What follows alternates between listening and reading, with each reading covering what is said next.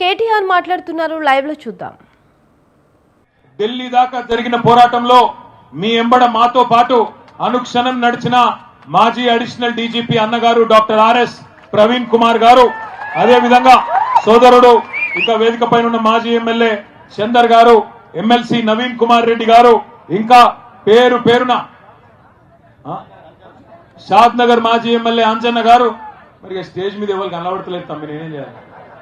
ఇంకా చాలా మంది ఉన్నారు, పెద్దలు వాల్య నాయక్ గారు, ఇంకా చాలా మంది ఉన్నారు. పేరు పేరున అందరికి నేను ఎవరో పేరు చెప్పలేదో వాళ్ళు మనసులనే తిట్టుకోండి, బయటికి తిట్టకుని. మా తమ్ముడు పట్నం అవినాష్ రెడ్డి గారు, కార్తిక్ రెడ్డి గారు, ఇంకా తమ్ముడు మైపాల్ గారు, ఇంకా చాలా మంది పెద్దలు ఉన్నారు. గత సంవత్సర కాలంగా ఇక్కడ ఒక దుర్యోధనుడు పరిపాలించినట్టుగా కౌరవుల రాజు దుర్యోధనుడు ఎట్లా అయితే దుర్మార్గాలు అరాచకాలు చేస్తా ఉంటాడో అట్లాగే మరి ఒక సంవత్సర కాలంగా ఇక్కడ ఒక కురుక్షేత్ర యుద్ధాన్ని తలపించే విధంగా ఇక్కడ జరుగుతున్న పోరాటంలో ఇక్కడ రేవంత్ రెడ్డికి ఆయన అరాచకాలకు ఎదురొడ్డి పోరాటం చేస్తున్న కొడంగల్ ఆడబిడ్డలకు అన్నదమ్ములందరికీ తల వంచి హృదయపూర్వకంగా నమస్కారం తెలియజేస్తా ఉన్నా. మా బీఆర్ఎస్ పార్టీ గులాబీ దండు, మా అన్నదమ్ముళ్ళు, అక్క చెల్లెళ్ళు, పట్నం నరేందర్ రెడ్డి గారి సహచరులందరికీ కూడా శిరస్సు వంచి మళ్ళొకసారి పాదాభివందనం తెలియజేస్తా ఉన్నా. సంవత్సర కాలంగా కొడంగల్లో ఒక కురుక్షేత్రం మాదిరిగా యుద్ధం నడుస్తా ఉన్నది. ఎందుకు?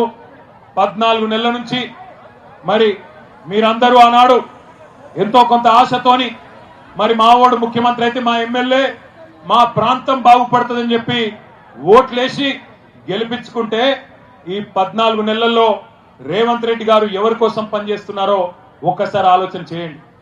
14 నెలల పరిపాలన చూస్తా ఉంటే ఒక్క పని రైతుల కోసం చేసింది లేదు, ఒక్క పని మహిళల కోసం చేసింది లేదు, ఒక్క పని పెద్ద మనుషుల కోసం చేసింది లేదు, ఒక్క పని ఇక్కడ ఉండే యువత కోసం చేసింది లేదు.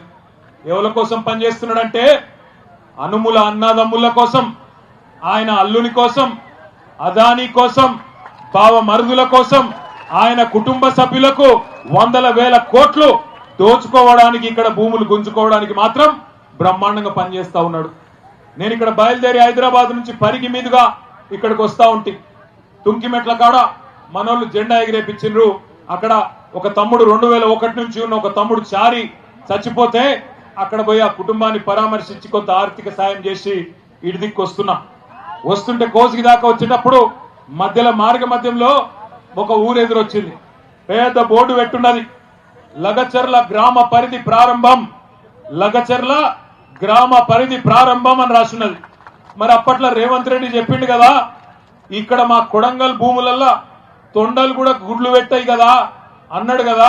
మరి నిజంగానే ఇక్కడ తొండలు గుడ్లు పెడుతున్నాయా లేవా అని నేను, మా సవితక్క, నరేందర్ రెడ్డి అందరం అక్కడ దిగి చూసినాం. ఇప్పుడు మీరు కావాలంటే పోయేటప్పుడు మీరు కూడా చూడొచ్చు. లగచర్ల గ్రామ పరిధి ప్రారంభం అని బోర్డు ఉంది. బోర్డు పక్కకే భూముల నిండా పచ్చని వరి పంటలు బ్రహ్మాండంగా మొత్తం ఇక్కడికెళ్ళి అక్కడ దాకా విస్తరించున్నాయి. మరి నేను అనుకుంటే ముఖ్యమంత్రి ఉండేవాడని అబద్ధం చెప్తాడా? ముఖ్యమంత్రి ఉన్నోడు ఎవరన్నా అబద్ధం చెప్తారా? తొండలు గుడ్లు పెట్టాయి కొడంగల్ భూములల్లా అన్నాడు. పెడుతున్నాయా? మరి తొండలు గుడ్లు పెడుతున్నాయా? కొడంగల్ భూములల్లా పెడుతున్నాయా? పెడతలేవా? పంటలు వండుతున్నాయా? కొంటుండా ముఖ్యమంత్రి పంటలు? బోనస్ ఇస్తుండా? కందులు కొంటుండా? రైతు బంధు వడ్డదా? మొన్ననే చెప్పే కదా ముఖ్యమంత్రి అబద్ధం చెప్తాడా? మీరు అబద్ధం చెప్తున్నారు. ముఖ్యమంత్రి కోసుకి వచ్చిండు, కోసుకొచ్చి ఏం చెప్పిండు? టకీ టకీ టకీ టకీ అట. మేము నిజమే అనుకుంటే కోసుగిలా చెప్పిండు కదా, ఓట్లేసి గెలిపించిన వాళ్ళకి చెప్పి